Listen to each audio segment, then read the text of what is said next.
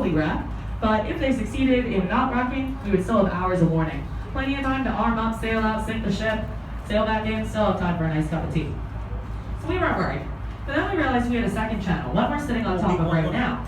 This channel was a huge concern because it comes direct from the open ocean to the backside of the dockyard. There are no forts in this area, so no chance for us to arm up and defend ourselves. We didn't like the sound of that, so we decided to lay the Vixen flat across the bottom of the channel.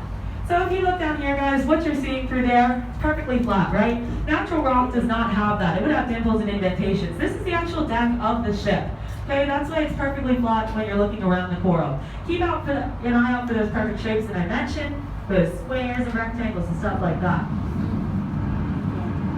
So we decided to lay the Vixen flat across the bottom of the channel. That would work. However, as I'm sure some of you already noticed, the Vixen is not lying flat across the bottom.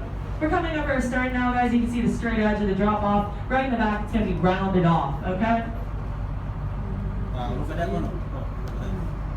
So as you guys can see, like I said, she's not lying flat across the bottom. They used a Bermudian guy to sink her. I'm sure he was a really nice guy, right? He might even have had a skill, but that skill was not in the field of explosives. He had no idea what he was doing, and he used way too much dynamite.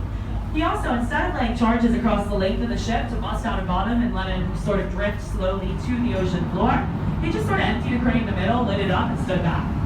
It didn't work exactly how he hoped. He busted her into chunks. Her bow was shoved by the force of the explosion up onto the coral reef. Her stern was pushed ages away across the channel, leaving a gap right in the center. If an enemy had come through here, they would have seen the bow from a mile away. Plenty of time to slow down, look around, find the gap, sail through, kill us all, if that's what they wanted. This is a ship that could not even sink right.